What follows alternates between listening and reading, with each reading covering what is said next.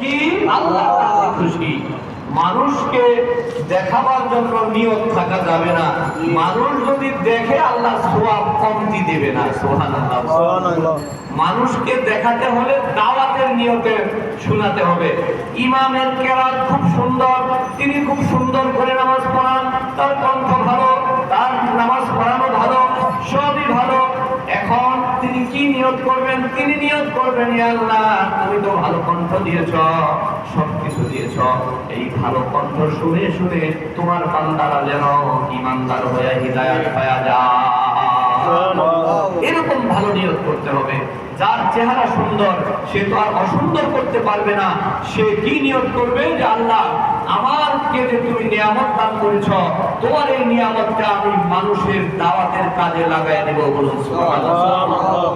আমার প্রিয় বন্ধু, আল্লাহর নবী মুহাম্মদুর রাসূলুল্লাহ সাল্লাল্লাহু আলাইহি ওয়াসাল্লামের মাধ্যমে আল্লাহ পাক ইসলামকে পরিপূর্ণ করে দিয়েছেন। বলুন সুবহানাল্লাহ। সুতরাং আল্লাহ তো পরিপূর্ণ করে দিয়েছেন, রাসূলুল্লাহ সাল্লাল্লাহু আলাইহি ওয়াসাল্লাম তো সব পরিপূর্ণ করে পৌঁছাইছেন আমাদের কাছে। তিনি ১৬ লক্ষ এমন ছাত্র বানিয়েছিলেন যে প্রত্যেকজনই একজন প্রেসিডেন্ট হওয়ার ক্ষমতা রাখে। সুবহানাল্লাহ। প্রত্যেকজনই একজন ভাইস চ্যান্সেলর বলেন, যত বড় পদ বলেন, প্রত্যেকটা মানুষই এত বড় পদ পরিচালনার ক্ষমতা রাখে। সুবহানাল্লাহ। একজন বড় মুফতি বললেও ভুল হবে না, একজন বড় দার্শনিক বললেও ভুল হবে না। কোন জ্ঞানে তারা কম জ্ঞানী ছিলেন না। বলুন আলহামদুলিল্লাহ। আলহামদুলিল্লাহ। এত সুন্দর পরিবেশ পৃথিবীতে ছিল, নষ্ট করলো কে? নষ্টকারীকে। শয়তান যাদেরকে বন্ধু বানাইছে ওই সকল মানুষ শয়তান। বলুন নাউযুবিল্লাহ। শয়তান আল্লাহ পাকের ৮০,০০০ বছর ইবাদত করেছে।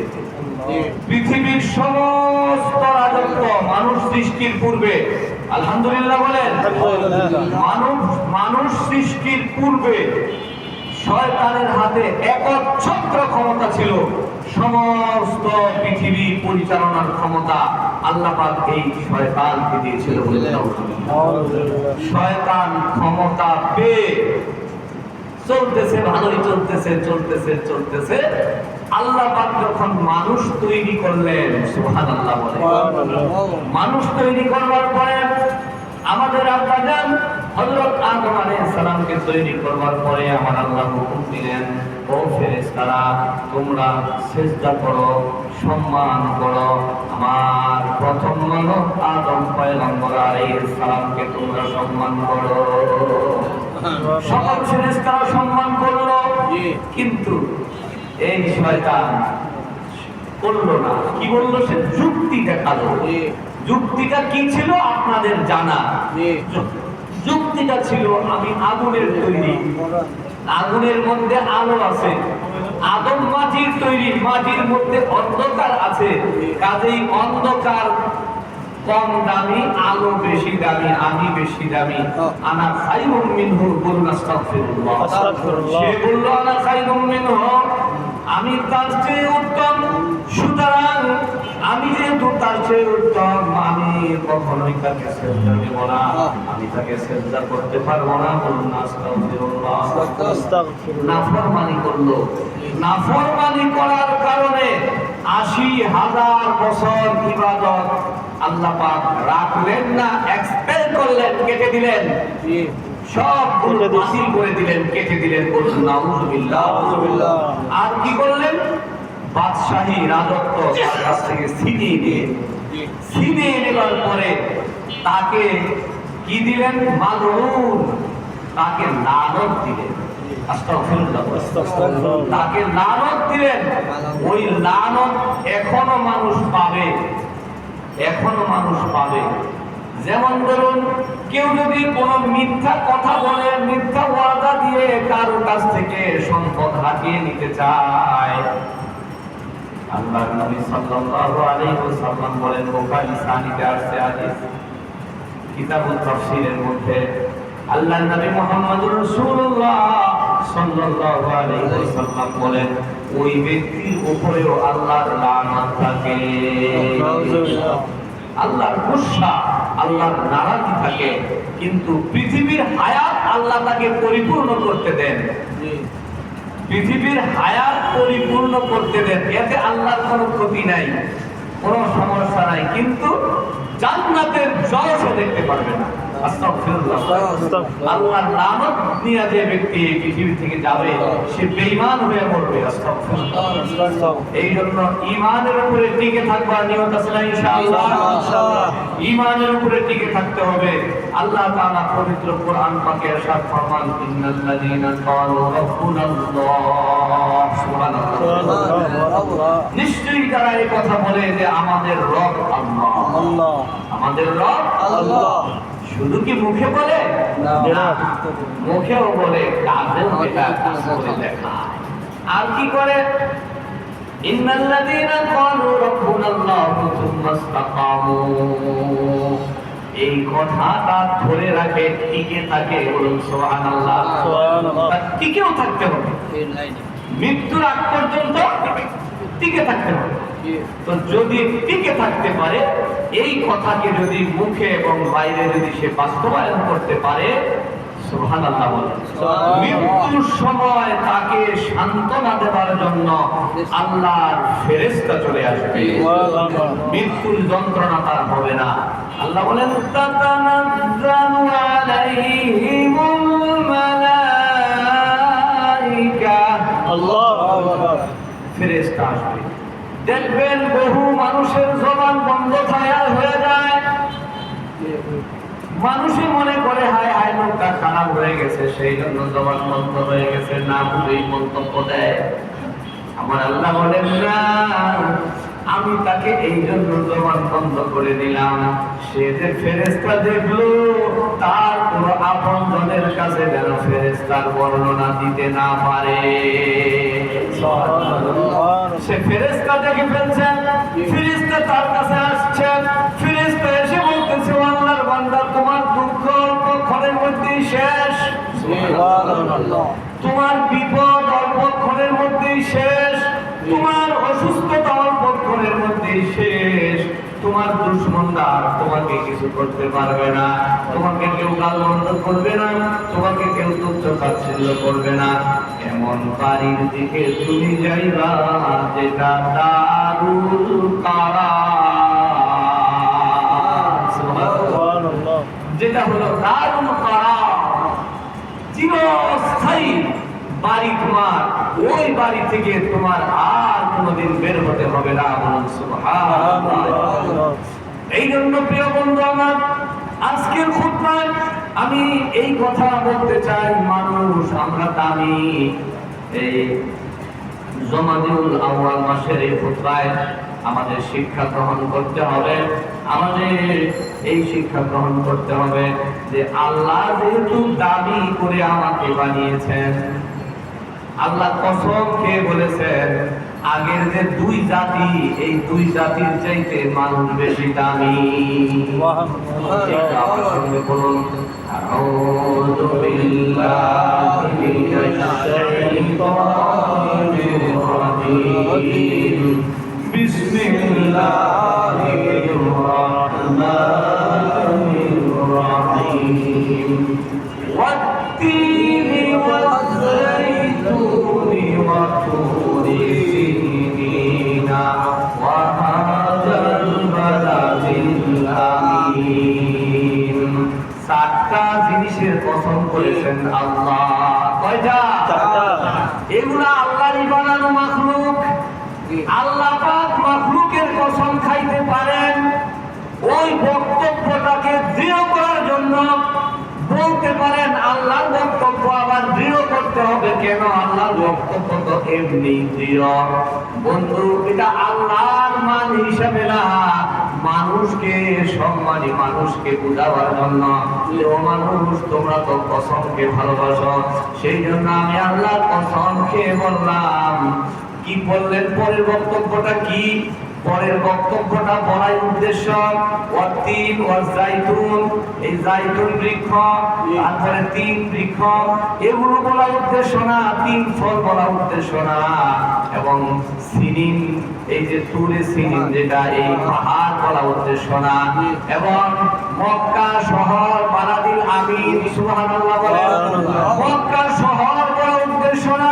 এই চারটা বস্তুর কসম খেয়ে আল্লাহ তাআলা বলে দিলেন, লাকাদ খালাকনাল ইনসানা ফি আহসানি তাকওয়িম। আবার বলুন, লাকাদ খালাকনাল ইনসানা ফি আহসানি তাকওয়িম।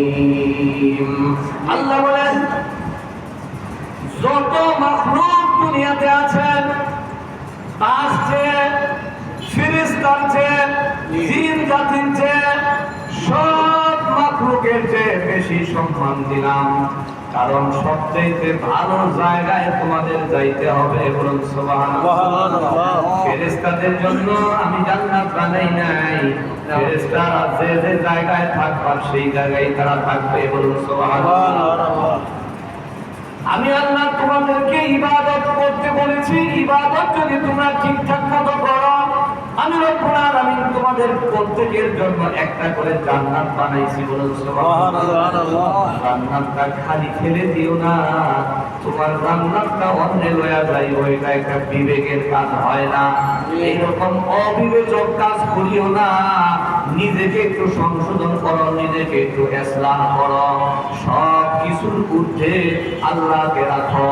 আল্লাহকে যদি কেউ সব কিছুর ঊর্ধ্বে রাখতে চায়, আল্লাহর আইনের বাইরে সে কোনো আইন মানতে পারে না। পারে না, কোশ্চিনকালেও পারে না। আল্লাহ পাক কোরআনের সূরা মাইদার মধ্যে বলেছেন, বিভিন্ন জায়গায় বলেছেন, যারা আল্লাহর আইনের বাইরে চলে, মানব রচিত আইন যারা আইন মনে করে, আল্লাহ বলেন মানব রচিত আইন মানুষকে কোনোদিন শান্তি দিতে পারে নাই। একটা কাল পর্যন্ত এক শ্রেণীর মানুষ এই মানব রচিত আইন নিজেদের মধ্যে কুক্ষিগত করে রাখবার জন্য চেষ্টা করেছে, কিন্তু ওই আইন মেনে তারা শান্তি পায় নাই, তারা শান্তি পাবেও না। যদি শান্তি পেতেই হয়, একমাত্র আল্লাহর আইন মানার মধ্যেই শান্তি রয়ে গেছে। সেই জন্য আমার আল্লাহ তাআলা বলেন, ওয়ালাকাদ কাররামনা বানি আদামা ওয়া হামালনাহুম ফিল বাররি ওয়াল বাহরি। আল্লাহ বলেন, মানুষকে বড় সম্মানিত করে তৈরি করলাম। ওয়া হামালনাহুম ফিল বাররি ওয়াল বাহরি, আমি সাগরে এবং উপরের জায়গায় জলস্থলে আমি রব্বুল আলামিন তাদেরকে চলাচলের ব্যবস্থা করলাম। সুবহানাল্লাহ। পানির নিচেও মানুষ, পানির উপরেও মানুষ, মাটির উপরে মানুষ, মাটির নিচেও মানুষ। আমার আল্লাহ এমন সুন্দর করে এত সিস্টেম করে তৈরি করলেন, কেউ যেন কাউকে ছাড়া না থাকে, সবার মধ্যে যোগাযোগের একটা ব্যবস্থা আল্লাহ করে দিয়েছেন। বলুন সুবহানাল্লাহ। আমি আপনাদের নেট ব্যবহার করি রে বন্ধু, এই নেট বিজ্ঞানী যারা, আল্লাহু আকবার বলেন, তারা এটা অবাক হয়ে গেছে। আমার আল্লাহ এই নেটগুলো চলাচলের জন্য যদি এত সুন্দর ব্যবস্থা না করতেন, মানুষ কি ঘাট তৈরি করে, একটা যন্ত্র তৈরি করে, একটা ট্রান্সফরমার তৈরি করে মানুষ কোনোদিন এত নেট চলাচলের ব্যবস্থা করতে পারতো না। মূল ব্যবস্থাটাই করে দিয়েছেন আমার আল্লাহ। সুতরাং হে মানুষ, তোমাদেরকে আল্লাহর আইন মেনে চলতে হবে। রাজি আছেন না ইনশাআল্লাহ? আল্লাহ নাকি আজে বাজে বলে পেট বুঝ করে দুনিয়াতে এলোমেলো করে চলবেন? না, পেট বুঝ করে চলতে পারবেন, কিন্তু ধোকায় পড়বেন, বিপদে পড়বেন। বাবা, এমন বিপদে পড়বেন, সেই বিপদ থেকে না আপনার বাবা মা বাঁচাতে পারবে, না আপনার স্ত্রী সন্তান বাঁচাতে পারবে, না আপনার টাকা পয়সা কাজে লাগবে। এমন জায়গায় আমার আল্লাহ প্রথমেই নিবেন। দুনিয়ার হায়াতটা শেষ হওয়ার পরে যে জায়গায় নিবে, ওই জায়গার নাম কবর। একা বলুন তো কি বলছি? একা, বলুন একা, একা। একেবারে একা। ধরেন আপনার কোনো শাস্তি নাই, কিন্তু আপনি একা। এটাই তো বড় কঠিন। কোনো শাস্তি আপনার হবে না, কোনো কষ্টই নাই, ধরে কিন্তু একা। আল্লাহ পাক যাদেরকে কবরে শান্তি দেবেন, আল্লাহ বলেন একাকিত্ব আমি তাদের অনুভব করতে দেব না। জান্নাতি পোশাক পরাইয়া বলবো ঘুমাও, আল্লাহু আকবার। জান্নাতি পোশাক পরাইয়া বলবো আমি আল্লাহ ঘুমাও। সে ঘুমাবে, আমাকে সারা তাকে কেউ জাগাইতে পারবে না। সুবহানাল্লাহ। ঘুম পাড়াইলেন কে?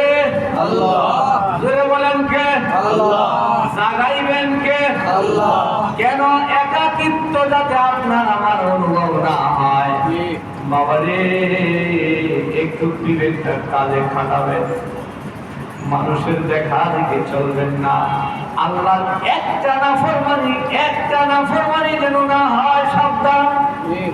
একটা নাফরমানি যেন আজ থেকে না হয়। যা হয়েছে তো হয়েছেই। আলেমদের সঙ্গে জিজ্ঞেস করবেন, জানবেন কোন জায়গায় ত্রুটি আছে। যে ব্যক্তি নিজের ভুল দেখা শুরু করে, আল্লাহ বলেন ওই সময় থেকে আমি তার উপরে রহমত নাজিল করি। বান্দার উপরে রহমত নাজিল কখন হয়? যখন সে নিজের ভুল দেখা শুরু করে। সুবহানাল্লাহ। আপনি যেদিন থেকে সেটা আজ হোক, কাল হোক, 5 বছর 10 বছর পরে হোক, যেদিন থেকে আপনি আপনার ভুল তালাশ করা শুরু করবেন, আরেকজনকে গিয়ে বলবেন, মুস্তাফজি আমি তো নিজের নফসের উপরে জুলুম করে ফেলেছি, দেখুন তো আমার কোন কোন জায়গায় ভুল আছে, আমার কি করা দরকার। এই কথা যেদিন থেকে আপনার স্টার্ট হবে, সেদিন থেকে আপনার মাওলা পাকের রহমত পেয়েছে।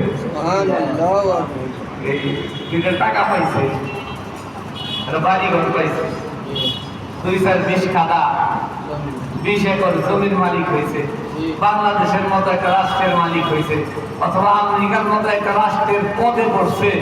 সে যদি এই বোকার মতো নিজেকে এত কিছু মনে করে, তাহলে সেও তো ইবলিসের ভাই। ইবলিসের ভাই কেন? কিভাবে ইবলিসের ভাই হলো? ইবলিস রাজত্ব পাইছিল, সমস্ত দুনিয়া পরিচালনার ক্ষমতা, দায়িত্ব আল্লাহ ইবলিসকে দিয়েছিল। ইবলিসকে দিয়েছিলেন আল্লাহ। দেওয়ার পরে সে যখন এই কথা বলল যে তোমার আদম তুমি বানাইছো, আমারে বানাইছো আগুন দিয়ে, আমি তাকে সিজদা দেব না। তাহলে আল্লাহর উপরে কয়টা নাফরমানি করছিল? একটা। হাজার হাজার না একটা? যদি বলেন কয়টা? একটা নাফরমানি করছে, ক্ষমতাচ্যুত করছে, তারপরে ওখান থেকে তার জান্নাত থেকে বের করে দিয়েছে। জান্নাতেই তো ছিল ইবলিস, জান্নাত থেকে বের করছে, ক্ষমতা তারে সরাইছে। এরপরে আল্লাহ পাক বলছেন তুমি মালউন, তুমি আজকে থেকে লানত প্রাপ্ত, আজকের থেকে লানত প্রাপ্ত। আস্তাগফিরুল্লাহ, আস্তাগফিরুল্লাহ। আমার প্রিয় বন্ধু, তো ইবলিসকে দেখে যে খুশি, যে ইবলিস যদি জাহান্নামে যায়, আমার গেলে সমস্যা কি? তার মাথার মধ্যে কত পার্সেন্ট বুদ্ধি আছে এটা আমার মাপার ক্ষমতা নাই। আপনি ডাক্তারের কাছে মেপে নেবেন দরকার। আমার প্রিয় বন্ধুগণ, এই জন্য একটা নাফরমানি করার কারণে তার যদি এই পরিণাম হয়ে থাকে, তাহলে আমার নাফরমানি যেগুলা হচ্ছে সেগুলার কারণে কি মনে হয়? আমার কিছুই হবে না, নাকি?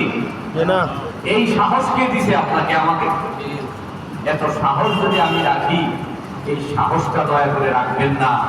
এই সাহস আপনাকে ভালো পথ দেখাবে না, এই সাহসে আপনার বিপদ, এই সাহসে আপনাকে শেষ করে দেবে। যে না, আমার নাফরমানি করলে কিছু হবে না। শুনুন, আল্লাহু আকবার, যারা নাফরমানি, আল্লাহর নাফরমানি যারা বলেছে, নাফরমানি যারা বলেছে, ফেরেশতা হারুত মারুত দুনিয়াতে আসছে, আল্লাহর নাফরমানি করে ফেলেছে। এটা যখন টের পেয়েছেন, আল্লাহকে বলেছেন, আল্লাহ যতদিন যতদিন তোমার দুনিয়া টিকে থাকবে ততদিন শাস্তি নিলাম, পরকালের শাস্তি তুমি আমাদের দিও না। অবন্ধ মুসলমান, নিজেই দয়া করে একটু বুঝে নিন, একটু দিলটার মধ্যে কাঁপন সৃষ্টি করা, একটু ভয় সৃষ্টি করা। এত নির্ভয়ে চলবেন না ভাই। শয়তান যদি মাত্র একটা নাফরমানি করার কারণে আল্লাহ যদি তাকে ক্ষমতাচ্যুত করতে পারে, জান্নাত থেকে বের করে দিতে পারে, এরপরে যদি সে কি আল্লাহর সঙ্গে চ্যালেঞ্জ করে দিল যে তোমার বান্দা একটাকেও আমি জান্নাতে যাইতে দেব না, নাউযুবিল্লাহ। আল্লাহ বলেন এটা তোমার দ্বারা সম্ভব না, কারণ খালিকের সাথে মাখলুকের কোনো পাল্লা চলে না। বলুন আল্লাহু আকবার।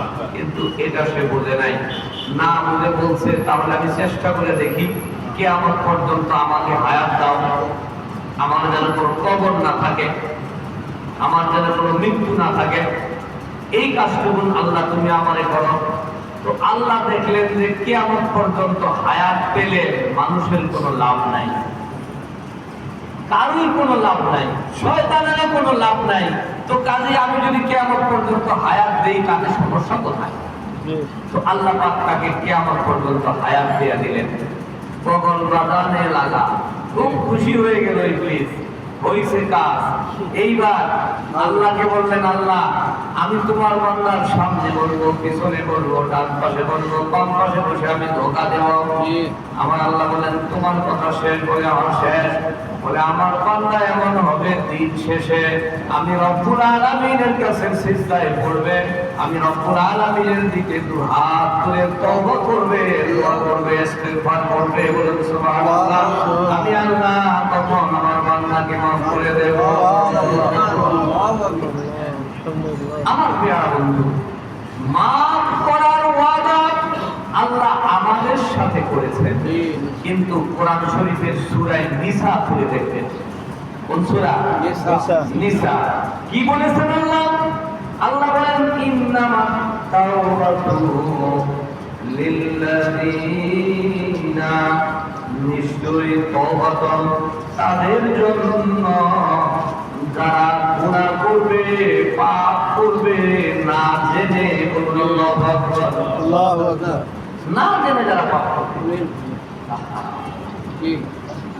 ইয়া আল্লাহ, ইন্নামাত তাওবাতু আলাল্লাহি লিল্লাযিনা ইয়ামালুনা সুআ বিজাহালাতিন, অজ্ঞতাবশত পাপ হয়ে গেছে তার জন্য হলো তাওবা। সুম্মা ইয়াতুবুনা মিন কারিমিন, সুম্মা ইয়াতুবুনা মিন কারিমিন, সুম্মা মানে অতঃপর, ইয়াতুবুনা তওবা করবে, মিন কারিমিন অর্থ কি জানেন? সুবহানাল্লাহ, সুবহানাল্লাহ। খুব খেয়াল রাখবেন কথাটা, বেশি দেরি করে নাই, সাথে সাথে যতটুকু সম্ভব তাড়াতাড়ি, এটাকে বলে মিন কারিমিন। গুনাহ করছে 5 বছর চলে গেছে, ঠান্ডা মাথায় আরো গুনার কাজে লিপ্ত হয়ে আছে, ওই ব্যক্তির তওবার কি হবে সেটা নিয়ে ভয় আছে কোরআনের বর্ণনা অনুযায়ী। আমার প্রিয় বন্ধু, আল্লাহ বলেন ফাউলাইকা ইয়াতুবুল্লাহু আলাইহিম, ওই ব্যক্তির জন্য হলো তওবা। ওয়া কানাল্লাহু আলিমান হাকীমা, আল্লাহ পাক তার বান্দা সম্পর্কে সবকিছুই জানতেছেন, বুঝতেছেন, দেখতেছেন। এমন না যে আমি একটা ভুলভাল আল্লাহকে একটা কিছু বুঝাইলেই হলো, হবে না। একটা ভুল যদি একটা বুঝিয়ে ফেলি, কেউ মনে হয় বুঝতেছে না, আল্লাহ মনে হয় বুঝতেছে না। বলুন না, এটা করলে হবে না। কোরআন আল্লাহ বলেন ওয়ালাইসাতিত তাওবাতু লিল্লাযিনা ইয়ামালুনাস সাইয়্যাত, ঠান্ডা মাথায় যে ব্যক্তি পাপ করলো, হাত্তা ইদা হাদারা আহাদাহুমুল মাউত, এমন কি তওবা করলো না, হঠাৎ করে তার মওতের টাইম এসে গেল। বলুন নাউযুবিল্লাহ, নাউযুবিল্লাহ। ক্বালা, তখন সে বলতে থাকলো ইন্নী তুবতুল আন, ইন্নী তুবতুল আন, হায় হায় জীবনে তো কোনো আমল করি না, এখন তওবা করতেছি। আমার আল্লাহ বলেন ওয়ালাল্লাযিনা ইয়ামুতুনা ওয়া হুম কুফফার, এমন মানুষগুলোই কুফরি অবস্থায় মৃত্যুবরণ করে। যারা গুনাহ করার পরে আশা করে বসে থাকে যে একদিন ঠিকঠাক মতো তওবা করব, এই মানুষগুলোই হঠাৎ করে মওত এসে গিয়ে কুফরির মধ্যে মওত হয়ে যায়। কুফরির মধ্যে মওত হয়ে গেলে অবন্ত মুসলমান আর জীবনে রক্ষা নাই, উপায় নাই। আল্লাহ বলেন উলাইকা আ'তাদনা লাহুম আযাবান আলীমা। আল্লাহ বলেন ওই মানুষগুলোর জন্যই আমি পীড়াদায়ক শাস্তি রেখে দিয়েছি। আমার প্রিয় বন্ধু, আজকের খুতবায় আমি আপনাদেরকে এই কথা বলতে চাই, আল্লাহ তাআলা আমাদেরকে কাবিল করে তৈরি করেছেন, নিজেদের দাম রক্ষা করে চলতে হবে। রাজি আছেন ইনশাআল্লাহ? ইনশাআল্লাহ। দাম রক্ষা করার জন্য কি করণীয়? আল্লাহর আইন মেনে চলতে হবে। আল্লাহর আইনের বাইরে যত আইন আছে এগুলো আইন না, এগুলা হলো তাগুত, এগুলা হলো শয়তানি। এগুলার পিছনে যারা ঘুরবে এক সময় তাদের বুঝে আসবে, কিন্তু তখন কোনো লাভ হবে না। আলহামদুলিল্লাহ। তাগুতের পিছনে ঘোরা যাবে না, আল্লাহর আইনের বাইরে জীবন চলার নিয়ত করা যাবে না। এখন নিয়ত করেন, আল্লাহ তৌফিক দিবেন। নাউজুবিল্লাহ, সুবহানাল্লাহ বলেন। এখন নিয়ত করেন, আল্লাহ তৌফিক দিবেন। বলুন আলহামদুলিল্লাহ। আলহামদুলিল্লাহ। আল্লাহ পাকের কাছে তৌফিক চাইলে আল্লাহ পাক তৌফিক দেবেন, কিন্তু যদি মনে করেন যে পরে পরে পরে পরে, এরকম করা যাবে না।